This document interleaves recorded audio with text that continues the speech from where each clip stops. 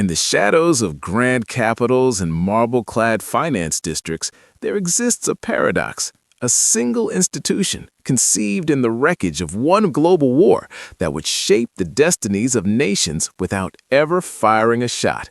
This is not the story of an empire built by armies, nor of a corporation built by markets. This is the story of how one bank, quieter than a political whisper but more enduring than any treaty, helped engineer the architecture of global power. The lens opens on the ruins of Europe in 1919. The Great War had shattered centuries-old balances. Empires toppled, currencies collapsed, and the old order lay in fragments. Amid this turmoil, central bankers, stewards of monetary authority, saw a need not just for cooperation, but for coordination. Out of this imperative was born something unusual, a bank of bankers, a place where the keepers of national gold reserves could meet, exchange ideas, and stabilize a fragile global financial system. It was in Basel, Switzerland, neutral ground, that this institution first opened its doors. Its founding mission was deceptively simple: to facilitate reparations payments from Germany, as dictated by the Treaty of Versailles. But beneath that narrow remit lay a broader purpose: to foster trust among central banks and prevent the financial nationalism that had contributed to war.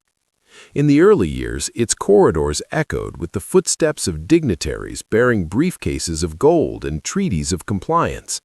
Yet its true power was not in the gold it held, but in the conversations it made possible. By the 1930s, the world was again on the brink. Protectionism and competitive devaluations ravaged economies.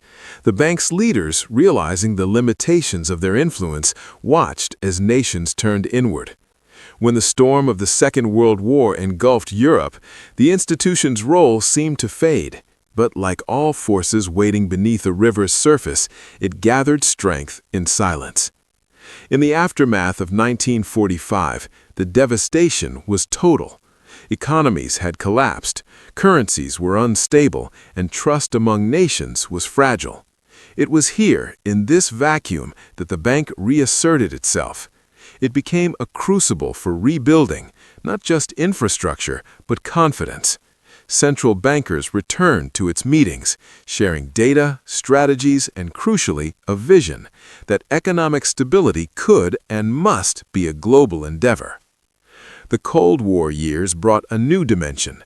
As the ideological battle between East and West unfolded, the bank remained a rare space where delegates from opposing blocs could convene, not to negotiate peace, but to manage risk. It was during this period that the institution began to formalize its influence. Out of informal gatherings grew structured committees, the most consequential being one focused on banking supervision. The intent was to set global standards, not by force of law, but by the persuasive power of consensus. By the 1970s and 1980s, global finance was transforming. Floating exchange rates replaced fixed parities, emerging markets beckoned capital, multinational corporations grew in reach. Crises followed: inflation spikes, debt defaults, currency collapses. For policymakers, the challenges were bewildering. In response, the bank became a hub for technical expertise and cooperative frameworks. Its committees drafted guidelines that would become benchmarks for regulatory practice worldwide. These were not edicts from an empire, but agreements among equals, central banks and finance ministries, to hold each other to higher standards. Perhaps the most enduring legacy of this era was a set of capital adequacy rules designed to ensure that banks held enough capital to weather financial storms. What began as a technical proposal blossomed into a global regime influencing the behavior of banks from Tokyo to Toronto. It was an exercise in quiet power, shaping incentives and expectations so that the global financial system would be safer, more resilient, and more interconnected. As the 20th century gave way to the 21st, globalization accelerated. Digital communication, cross-border investment, and integrated markets brought wealth and vulnerability. The financial crisis of 2008 tested the world's institutions like nothing before. What had once been theoretical debates over capital buffers and liquidity became matters of existential consequence. Governments teetered, markets froze, and citizens watched their savings evaporate. In this crucible, the bank's role, always understated, became indispensable. It hosted the architects of recovery, the regulators with the hardest problems, and the central bankers whose decisions would determine the fate of millions. In backroom sessions and plenary halls, these leaders worked not under the banner of any single nation, but under a shared recognition that resilience in one economy required strength in all. Today, the institution that began as a modest facilitator of post-war reparations is recognized by those who study global finance closely as a cornerstone of international monetary cooperation. Its dialogues shape policies that affect interest rates in Nairobi, credit availability in Sao Paulo, and inflation expectations in Seoul. Its influence is not coercive. It does not wield armies or draft legislation.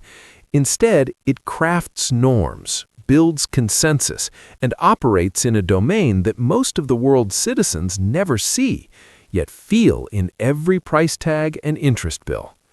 This quiet power raises profound questions about sovereignty and governance in an interconnected age. Who sets the rules when those rules transcend national boundaries? What legitimacy accrues to institutions born of consensus rather than election? And how do we balance the need for stability with the imperative of democratic accountability? In the end, the story of this bank is the story of modern global power itself, a force not always visible, yet shaping the contours of everyday life. It reminds us that influence does not always roar. Often it whispers through agreements, standards, and shared understanding. In a world where the next crisis may be but a market fluctuation away, the legacy of this quiet architect of cooperation endures, not as an empire built of territory, but as a lattice of trust woven through the architecture of global finance.